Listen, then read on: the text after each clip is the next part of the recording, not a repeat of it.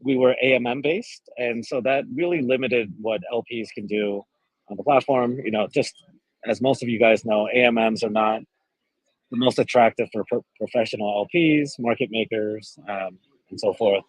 With our V3, we've combined an on-chain order book with a concentrated liquidity AMM. And really the theme here is we wanted to help LPs maximize capital efficiency. So using our new V3 AMM, they're going to be able to provide liquidity with leverage, through something we call liquidity boost. And it's theoretically unlimited liquidity boost, but even things like 26,000, 30,000 X leverage on their liquidity is possible.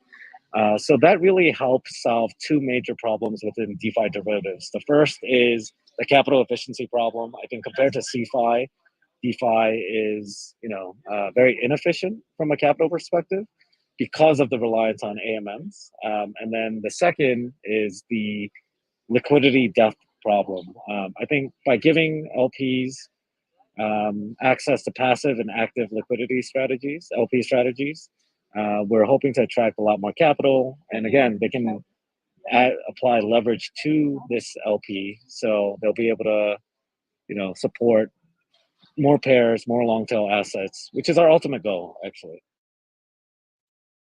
That is amazing. Thank you so much, Mark, for sharing the information with us. And did you mention that the mainnet actually just launched several minutes ago? The public testnet. The mainnet will come, maybe in November, December.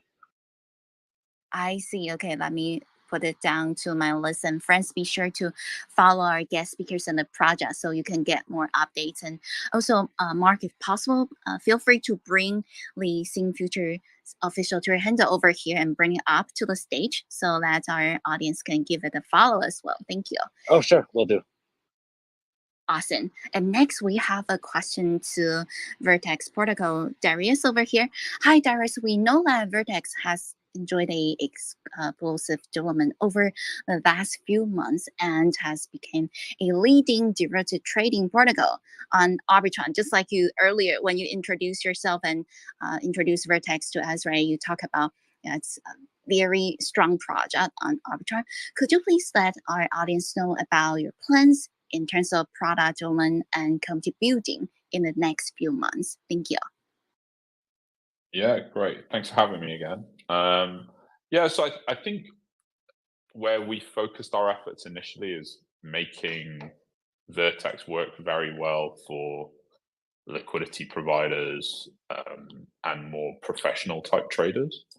I think speaking to Mark's point, I think most derivatives dexes have struggled is maybe the fairest way to put it, with getting professional LPs to come and put liquidity, mostly because they've been AMM focused. With our order book setup and the latencies we can offer, as well as the throughput, that's allowed us to have really good liquidity. I think in the next 3 to 6 months, what we'll focus is probably on expanding the offering catered to more retail type flow. So we'll add isolated trading, bunch of different trading features, making that part of the platform super easy to use. We'll probably at some time, we're experimenting with things like Telegram bots as a way of getting something that looks like an app into people's hands. And then obviously with the launch of our token, we just got a grant from the Arbitrum DAO under the STIP process. We'll have a bunch of incentives. We'll go liquid from a month from now. So we're still airdrops, people coming and trading, but as of a month from now, the tokens will actually be liquid. So it's not a feature, but adding the token kind of is a feature because it helps us reroute value back to our users and help build community. So that's really excited about. And then just expanding the number of underlyings. I think most degens come and trade. They just want to see a wider variety of things they can take leverage on as possible. And I think our aim is to sort of expand that stable. Brilliant. Thank you so much, Darius, for introducing the upcoming plans on product development and community building with us and friends. Our guest speaker, Darius, he is a co-founder at Vertex Protocol. Also, Vertex Protocol's Office 300 is on the stage right now. Be sure to give our guest speakers and the project a follow. Thank you. And next, we would like to present a question to our host team over here, Dapple S. Taylor is the head of community from Dapple S, and we would like to learn more about your project as well. We know that Dapple's vision aligns with Intent-Centric, right? This is recently a very popular narrative. And how does Dapple S technology enable users to focus on their intents instead of the transaction process? Could you please give us an example? Thank you. Yeah, this is a good question because obviously it ties into the overall topic that we're going to be talking about today. So yeah, I think everyone agrees, at least to some degree, the need to improve the experience of users interacting with blockchain applications right now. Obviously, the tip of the iceberg seems to be without making Web3 more user-friendly, people have, let's say, like little incentive to switch from the Web2 apps that they use every day. Yeah, so in regards to DAppOS, DAppOS has already been successfully using account abstraction, which is something we all more or less know about, as a way to onboard the next billion users onto Web3, as well as enhance the user experience, which is obviously much needed. So there, in regards to intent-centric, there is this new intent-centric approach. Whether you're new to the industry, you've been around for a while, like this idea isn't that old, right? It's rather new. So as intent-centric approach comes into play, this could be a vital step, to finally ignite mass adoption of the Web3. I think the main difference between account abstraction and intent is, with this new idea and technology, we can see a shift in the field of account abstraction. And account abstraction and its core focus is not to focus on the precise, it is to focus on the precise transaction process, but intent is to focus on the user's ultimate intent being basically the desired outcome of the user. So yeah, this is kind of, the alignment and the vision that DAppOS has, obviously, to bring intent-centric into the forefront, and give these users the desired outcome with, as little trouble as possible. Thank you. Thank you so much, Taylor, for sharing the updates with us. Yes, and we do looking forward to seeing more about the Japanese technology that our user to focus more on our intents instead of the transaction process. Thank you.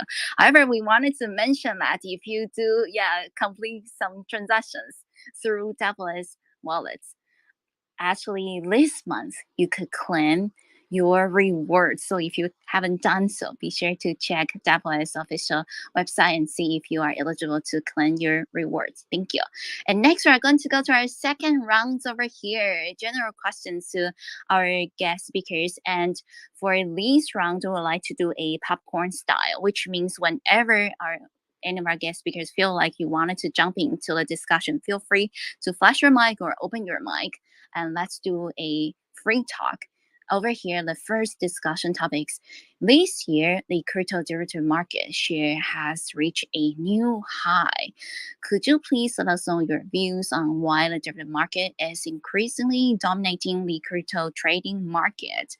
Who would like to take on this topic first? We actually haven't. Mark, would you like to? Yeah, I was just gonna quickly chime in because it's a it's a little noisy in my background. It's quiet right now. So yeah, I think the rise in derivatives volume is just a natural progression of the market. It actually means that the market is maturing in a good way. I mean, it's still early days, but the reason I say that is if you look at the TradFi market or the derivatives market is multiples bigger than the spot market, right? We see the same in CFI right now, but the caveat to that is in DeFi, we're still not seeing that kind of market dynamic. So it's still very spot heavy. So, the Uniswap and Sushi Swaps of the world still generate all of the fee revenue in DEX in DEXs. And then they still count for a majority of the trading volume when it really should be flipped. The derivative should be driving the, the highest amount of revenue and trading volume on the DEX side. Um, Part of this is existing inefficiencies in the market, but I think as a whole, the idea that we're seeing more derivatives volume in the crypto market, especially in CeFi, is a good sign that the market is kind of growing up, and that means we're seeing continued kind of institutional adoption, even though it's a slower market right now. That is great to learn about this, right? We could, keep seeing a lot of adoption, even though it seems like it's Web3 bear market. That's good, which means our users are willing to try more things. And we would like to check if any of our guest speakers would like to jump into the discussion as well. And the topic was this year, we see that the crypto derivative market share has reached a new high. Could you please share your views on why will this happen, and also your overall vision about the derivative market? Thank you. Yeah, I can comment on that. Awesome. I did some research on this earlier this year, actually just a few months ago, and at the moment, the overall volume happening across on-chain derivatives is still a fraction of what's happening on centralized exchanges, and so it's evident that there are some trade-offs between trading on-chain derivatives and trading on centralized exchanges. And I think one of the big trade-offs that people realized late last year is that when you store your money on centralized exchanges, it is actually not yours. And so we saw a big change after the FTX collapse last year. A lot of traders began trading on-chain derivatives, and as these become better, fees become cheaper, onboarding becomes easier with stuff such as in the intent-centric approach and stuff. I think that that this could increase moving forward as well. That's great. Thank you, Thor, for sharing your the result that you have been studying about the derivative market with us. And I also saw, Darius, raise your hand, please. Thank you.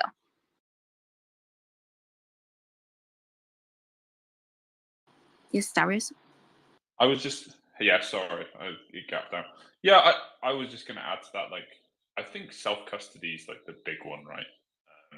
It's a combination of self custody, and then also like on chain clearing allows you to see what's actually going on with transactions. So it's very easy to spot things like wash trading or bad behavior. I think where maybe a lot of protocols have gone as more of like a maxi view, right, where they wanted to carry that through into also how transactions are done, orders are taken, etc. And actually, our view with Vertex was that off-chain orders, i.e., placing and canceling orders, is probably the optimal way to build liquidity. Everyone has like a different version of this, but the fact is, like, people like the speed and convenience of a SEX, but they'd like to have the security and assurance of a DEX, and any solutions that kind of edge towards some hybrid of the two, we think is optimal for users. And I think, like, as people are experimenting in this space, you look at examples like DYDX and the success they've had, or GMX, you can look at different approaches and start to iterate on that. And I think what we see when this explosion of DEX is people starting to iterate on the same ideas to get to better UX. So, PERT protocol was kind of innovative and new in the space and sort of did the first version of this. But now, if you look at the solutions that are out there, I would argue that the UX for most users has kind of improved, and even PERT protocol have moved their stuff on as well. So it's kind of cool to see things evolving as the space has moved forward.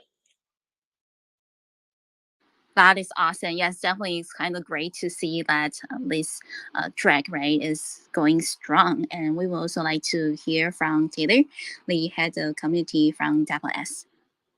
Yeah, so Mark, Thor, and Darius really touched on a lot of the main points, but I think one of the things that, just to touch on what they were talking about is obviously, risk management, which Thor got into.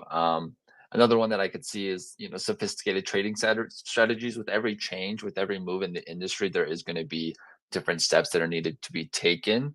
So I think, these, they do want to, the derivative market does want to employ the sophisticated trading strategies, such as, let's say, future options, swaps, and even, allowing them to hedge risk and speculate on price movements. And so with change, obviously, comes many different things. So people do like to make the jump. Maybe that's why you do see the success, is because with change oftentimes comes success, as well as advancements in technology, right? So, these platforms are becoming more and more user friendly. There's advanced trading tools that are being, deployed. And obviously in regards to the risk management, increased security measures is obviously going to be one of those things that comes along with the advancements in technology. So yeah, I think the main two things in regards to, the dominating, and the success would be new trading strategies, and as well as advancements in technology. That is great. Thank you so much. New trading and also more updated technology that will help our derivative market to grow right in our crypto trading market. Thank you. And next, we would like to go to our second discussion topic over here, because we know that currently the crypto derivative trading is still mostly done through centralized exchanges, just like previous Darius would talk about, right, the advantage between both SEX and DEX, right? And we know that, the crypto trading is still mostly done through the central exchanges. So what are the advantages of a new and experienced user to do derivative trading through centralized protocol? Which guest speaker? Yes, Yeah, Taylor? I'll start this one off. So I think my big one for this is obviously, me being part of the community, being head of community at DAppOS. I do think that the advantages for the new experienced users, into derivative trading is a big thing for me would be like innovation and community involvement, right? I feel like one of the big difference between centralized and derivative is the community involvement. A lot of times you'll see like a stronger community, and let's say like or the smaller communities often tend to be stronger. They often tend to be more loyal, from my perspective. So I think one of the things is, obviously you feel like there's a sense of ownership, whereas like, these big centralized, let's say like the big dogs, right? You don't oftentimes feel like you're more or less part of the community. You don't feel that sense of ownership. So I think that's, my first point into this. Thank you for sharing your views. So sense of ownership and more close community. Thank you. And do we have another guest speaker who would like to jump into the discussion to talk about? Yeah, I can jump in if you like. Of course, Darius. Yeah, I think we spend a lot of time thinking about this actually, and like I think for users, if you look at the user journey, they come in, the on-ramp fiat, then they start trading, everything to all be on a like common web interface where you log in using an email, then you can recover it on your phone or on your email account on your computer, and then you're trading, and then you want to get your money out, you do it via the same off ramp in one place. That integrated stack that a centralized exchange uses is super appealing. Right now, well, up to now, I think for most decentralized exchanges, what we've said is you can't trust these guys. So what you should do is go through all the hassle of setting up a self-custodial wallet, figuring out how to on-ramp into that wallet, writing down a massive seed phrase, storing it somewhere, pressing all these buttons for gas, not understanding where all the things are going and how it's working. But I think in the last year or so, the game has changed a lot, right? And like people are doing things like account abstraction to make it easier to control your wallet, or people are integrating bridges, on ramps, off ramps. And so I think as things converge to that SEX experience, and you aren't just asking people to bet on a negative thing, i.e., you want to be self-custody, so come and use us. But then you can start to outcompete on UX once you integrate to that basic standard. Once you've got all those things, you can say, oh, look, we have all the same things as a sex, and it's self-custodied, and you can see you're not getting screwed around on chain, and we can add, interoperability with other protocols, etc., etc. I think that's when you'll see suddenly it'll change and decentralized trading will win over the solely centralized models that we see currently. Yeah, I agree. And I think looking at this, there's like two types of users, right? There's the more DeFi native traders, and then there's the retail participants who maybe just began dabbling into crypto, looking to trade derivatives, not really sure where. And so for someone like me who's more into crypto, when I look at where I want to trade, I look at UI, UX, but especially also like the fees and the amount of trading pairs and stuff like that, where I think like, for example, Vertex has done a really good job here, where for a retail participant, it's very much onboarding as well, right? And where this is also where account abstraction can help a lot, like both on the wallet layer, but also on the protocol layer as well. I mean, we have seen with various products that these retail participants might not care as much about the fees in the beginning as they do about like onboarding and simplicity here. And in relation to this, I think that marketing has also had a big impact on why we see so many more people trading on centralized exchanges versus DEXs, because it is Binance that partnered with Cristiano Ronaldo. It is Crypto.com that did an advertisement with Matt Damon.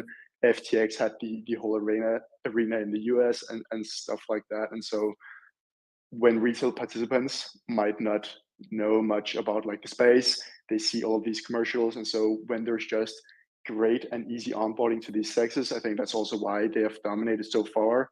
And so with some of these innovations like account abstraction and intent-centric approach and stuff, I think a big part of the first group of like derivatives traders could also be attracted to the on-chain version.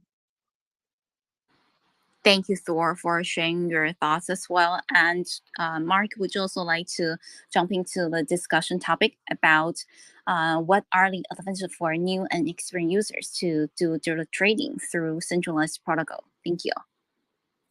Sorry, could you repeat that last part? Yes. So we know that crypto digital trading is still mostly done through central exchanges, right? So what are the advantages for new and experienced users to do digital trading through decentralized protocol? Thank you. Yeah, I mean, mirroring what a lot of people have said, it's really about the move from the move from CeFi to DeFi is all about the core kind of the core advantages of DeFi, which is like trust and openness, right? Trust, the trustless aspect of DeFi. Transparency is a big one, and then the other one that we've seen, we've all experienced with the fall of FTX and other kind of protocol, CeFi protocols, is the non-custodial aspect of DeFi. I think that combined with like the permissionless nature of some of the DeFi projects out there, I think those are the strongest kind of advantages that DeFi has over CeFi. That's not to say there aren't limitations. Like again, the CeFi user experience is still a lot better in many ways. I know we're all working on improving that on the DeFi side through things like account abstraction and improvements in just efficiency in general. But yeah, I would say the advantages are there. We just have to deliver products that, at the very least, provide a comparable experience to CeFi if we're going to see a bigger migration from CeFi to DeFi. Got it. Thank you so much. And overall, well, there are trading advantage trading crypto derivatives through decentralized protocol, including like what our guest speakers mentioned: security, transparency, and privacy. Right, those are the key advantages that no matter you are new or experienced trader, that you could check it out through trading that decentralized protocol. Thank you. And so we wrap up this second round of discussion, and let's go to the third round of discussion. And once again, we would like to encourage our audience to give our guest speakers and their project a follow so you could receive more updates from them. And the third topic is, what trends and innovative features do you expect in derivative trading in the next year or the next 12 months? Which guest speaker would like to take on this topic first? The trends and innovative features that we would like to see in derivative trading in the next 12 months. It's a Yeah, I guess I can yes, go first Darius. if you like. So I think as like liquidity on chain improves, I think that gives a lot of room for these kind of secondary products to build on top. So I literally had a meeting today with someone that's looking to build pairs trading as a product on top of Vertex, or people looking to build spread trading as a thing. So they, instead of you doing like spot perp arb yourself, which is really, people know it can be done theoretically, but it's very hard to execute because you got to have a kind of HFT setup to do it on a centralized exchange. People just doing that through an RFQ on chain and putting it into their favored derivative makes a lot of sense. Or people doing vaults, or people doing, on-chain market making.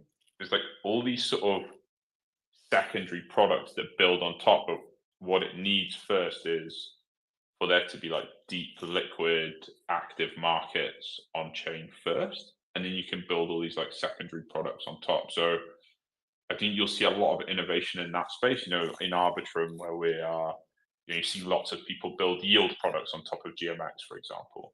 That was just a thing that didn't even exist 2-3 years ago because GMX didn't exist. I think you're going to see a bunch of that, and then also I think people are going to move towards very long tail assets. So you'll see like people will start to offer leverage in permissionless oracles, things, assets that up to now have been even hard for centralized exchanges to do. You can spin up various forms of liquidity pools on kind of some of the more permissionless dexes and have people trading stuff there, which kind of gets people excited. So I think there's going to be that kind of thing going on. Thank you, Darius, for jumping to talk about your ideas, right? And to see trends and innovative features that we will expect in the trading. And do we have any guest speakers who would like to share your views as well, or your expectations? Yeah. Yes, Peter.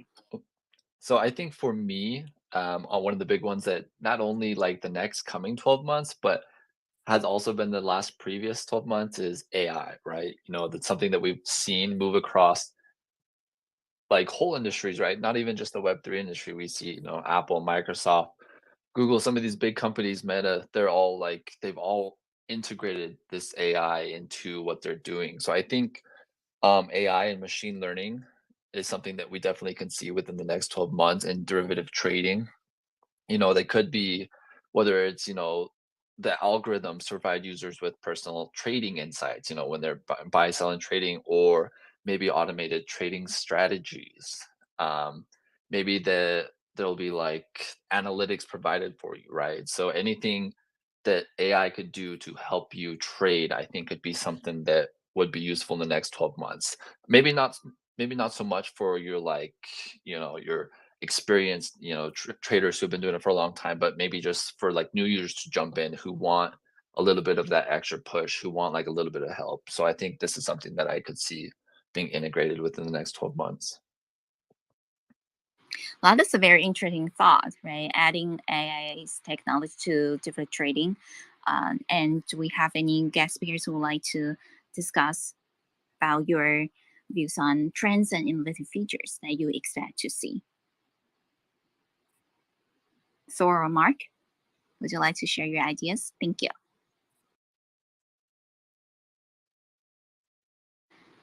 Well, if not, we are going to go to our Q&A section because of our guest speakers. You could check out the 2 tweets that we already pinned on the top of today's space over here.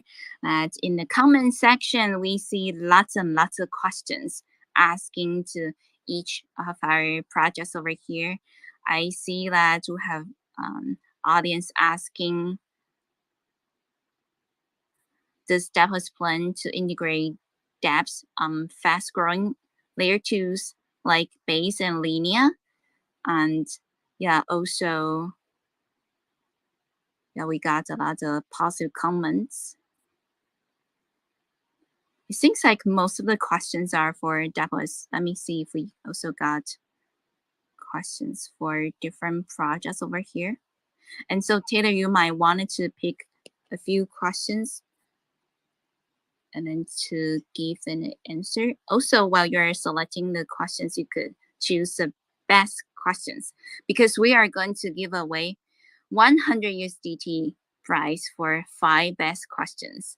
So friends, if you have not posted any comment yet, this is the time. Yeah, let me look through real quick. I know there's quite a few, so let me do a quick browse and Awesome. I'll select one and then try to answer it and then keep going. Awesome.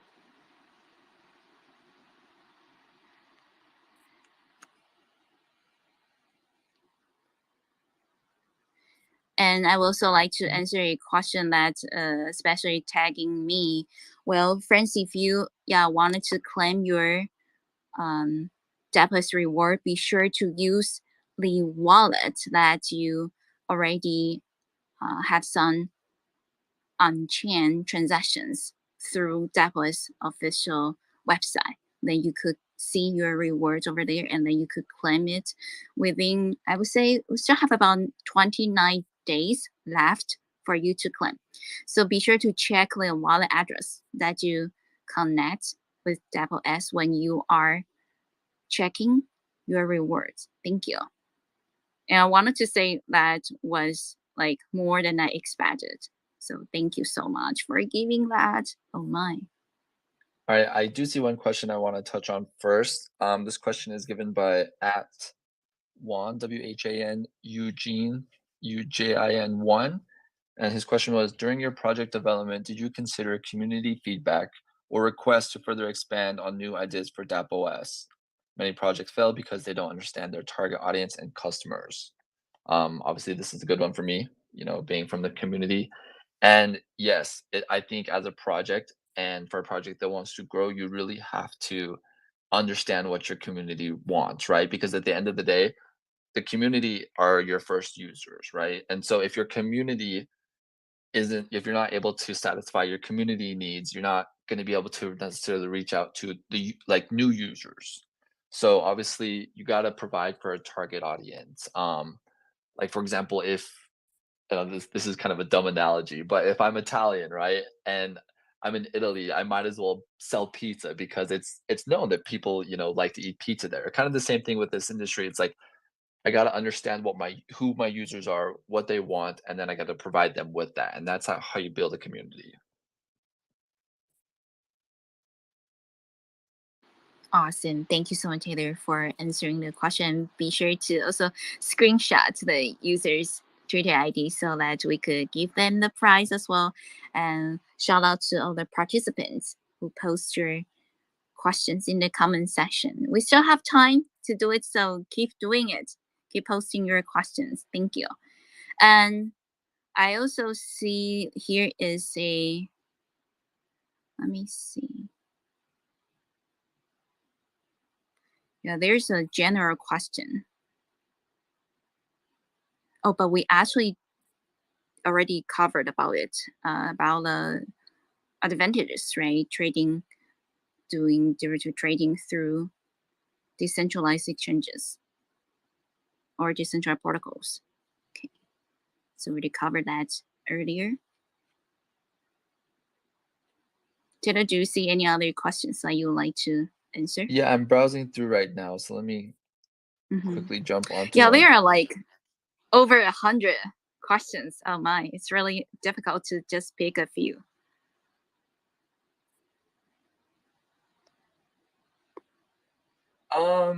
Let's see. There's a question given by Benjamin Everand, and his at is Ben Everett or Evrard, I believe it is. Let me screenshot. All right. So his question says, DeFi is not a safe or stable place to save money because many projects are rug pulled, exploited, or hacked. How does DAppOS secure the risk of these DeFi problems? So obviously this would be, you know, a good answer for this question is obviously security, right? If you're able to access all of DAppOS audits. If you go to dappos.com, you're able to read through, and we collaborate and we provide all of that information to where, um, if you feel unsafe, if you feel insecure, right, you can go and you can make sure that everything that's happening, all the transaction process, everything that you do through DAppOS, we're able to prove the security audits through that. So obviously, a big thing that's not necessarily overlooked in the industry, but can oftentimes fail is security. So that is something that we do want to put, first and foremost, to where we do gain the trust, we do have the loyalty of our users, to where they don't have to worry about, a hack, scandal, something where it goes wrong to where we lose that trust from our users. So yeah, I guess to answer that question is you're able to access all of our audits online and check all that information. So thank you for that question. Thank you. And we also see some general questions. So if any of our guest speakers would like to pick some questions to answer, that would be great as well. And perhaps we could go to our next round over here, getting ready to wrap up. We would like to learn more about each of our speakers' project. If you have any updates or you have any upcoming events that you would like to share with us. How about let's first start from Taylor, head of committee at DAppOS, to talk about any of the DAppOS current event or upcoming plans that you will wanted to disclose with our audience. Thank you. Yeah. Oh, sorry. Just made sure my microphone was on. But yeah, basically, as you know, DAppOS, we launched our version 2 about, I believe, like 2 months back, and so we're right now in the process of going through that. We are figuring out. We're in the beginning stages of which people we want to collaborate, what projects we want to work with. So we've released some of those collaborations so far, and I think for the last, I guess we're almost. I was gonna say the last half of the year, but we only have about 2 months left of this year, which is crazy. Obviously, looking towards how we can work with other projects, how we can integrate DAppOS into other projects, how can they integrate us, right? And so, because some projects and some collaborations make a lot more sense than others. So one way to figure that out is obviously have your team talk with other teams. Join these spaces. Become better friends with projects, people, individuals. So obviously, I think for the next little while, we're going to keep rolling out DAppOS version 2 and continue to grow that. And yeah, I think eventually one thing we really want to get into is a mobile app. We want to have some sort of mobile app or even a standalone app. But right now we're very much focused on DAppOS version 2. So yeah, stay tuned. Obviously with community, Telegram, Discord, X, Twitter, we're always trying to stay active with the community, providing information, new updates on what's happening at DAppOS. So stay tuned if you have any more questions. Awesome. Thank you for sharing the updates with us. And next, we would like to bring my phone to Mark. We see him a partner from Sync Future Protocol to also talk about any Sync Future's current or upcoming events that you would like to share with us. Thank you. Oh, actually, I do not see Mark right now. So how about let's go to Darius, the co-founder from Vertex Protocol, to share about some upcoming events that you'd like to let the audience to participate with. Thank you. Yeah, we got loads going on at the moment. So I think the big ones that people will probably be excited about are we're in the last chance to get tokens for our airdrop. So people get those via trading on our platform.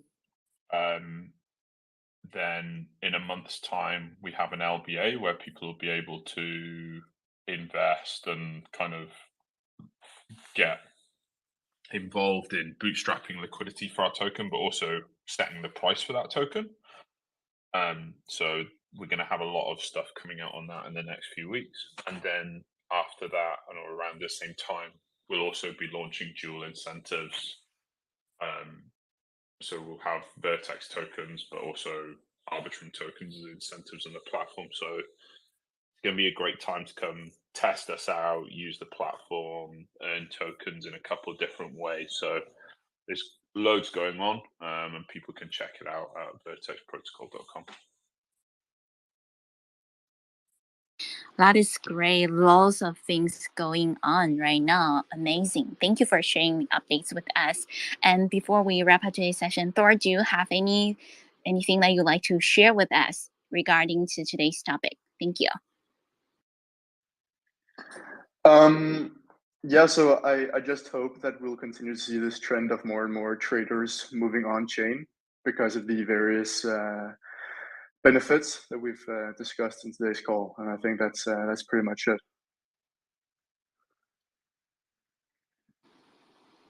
That is great. Thank you so much.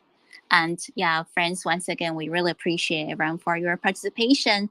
And we would like to encourage all of our audience to give our guest speakers and their project a follow Dapple S, follow Sync Future Protocol, and follow Vertex Protocol as well. Follow our DeFi researcher Thor here. Thank you again for joining us today to talk about how intent-centric solutions are revolutionizing cryptocurrency trading.